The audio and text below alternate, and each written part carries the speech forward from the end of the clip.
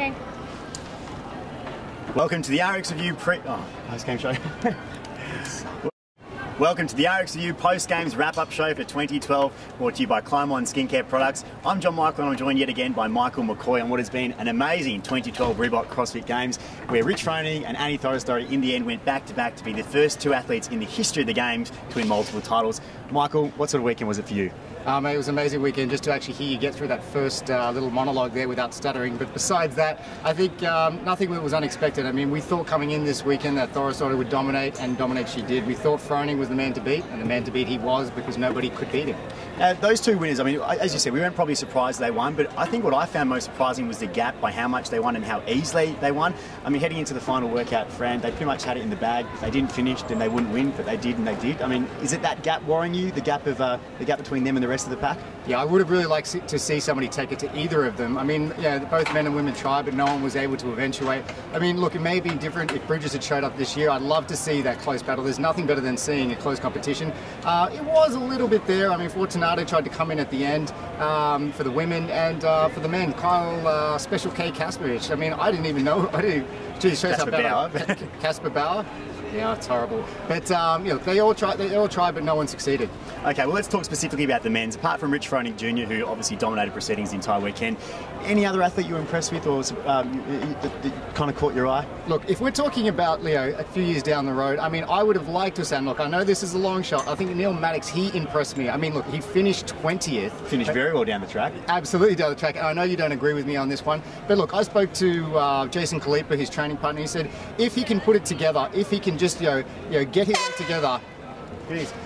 If he clearing us out of here, if he could put it together, then he is actually a contender potentially. I mean, you got to remember, he finished, was it first in the clean ladder? He slipped on the Pendleton obstacle course. So look, and then on the rope climb, he had to go up and down several times. There was no rope. When those things happen, he dropped further down. But I think if he's able to refine those things, he could be a contender in years to come. But the one thing that will potentially pull him up is time. Now, one person I was super impressed with was Jason Kalipa, the 2008 champion. Had a pretty bad time in Camp Pendleton where he didn't really finish in the top 20 in any event. However, came back very strong in the end. Didn't win an event the entire weekend, but came second 3 or 4 times, and in the end really showed his class and experience. Michael, is Kalipa a spend force, or is he a chance to maybe reclaim the title again? No, absolutely not. You can never count Jason Kalipa out, and I mean, I think that proved true this weekend. He started out way down the ladder and proved that he is still a potential contender. Again, another person, if they did not do the Camp Pendleton event, he could have performed much better and been higher on the ladder. All right, quickly, let's talk about some of the podium finishes. Matt Chan in second position. Thoughts on him?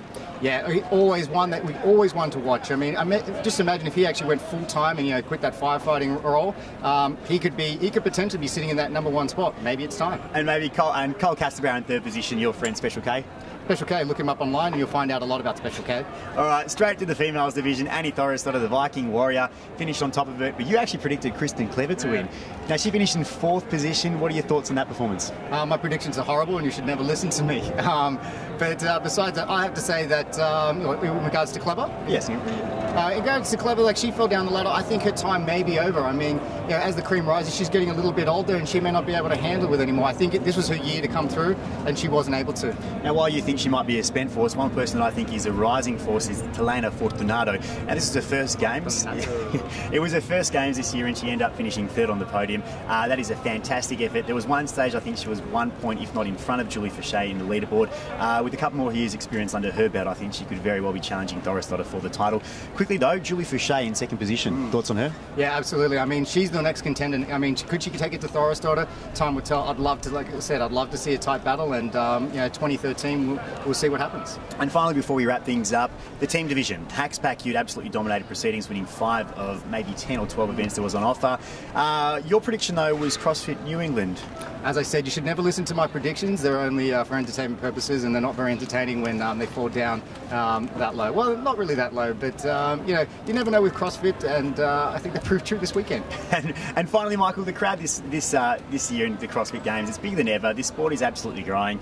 CrossFit in general, I mean, look, people are getting autographs, people wearing T-shirts. I mean, No, look, for me, that's the biggest surprise this weekend. Forget the competitors. I mean, you know, we knew who was going to come first and first in both events. What surprised me the most was seeing little kids run around here, you know, with insignia, you know, Jason Kalipa, Chris Spiller running up and getting autographs. I was here in 2010, and that's been a huge change. I mean, I walked down Tent City, and it was bumper to bumper the entire weekend. I mean, the car park was full the entire weekend. It took me 5 minutes to get here just because it was totally full. I mean, you know, this sport is growing and growing at a rapid rate, and I just don't think there's anything stopping it.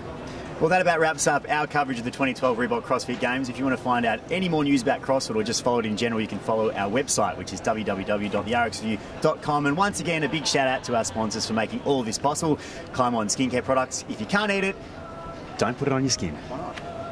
You put a lot of things on your skin. Yeah, but it's bad. It's like not good for your skin. That was a good game. Yeah, it was alright.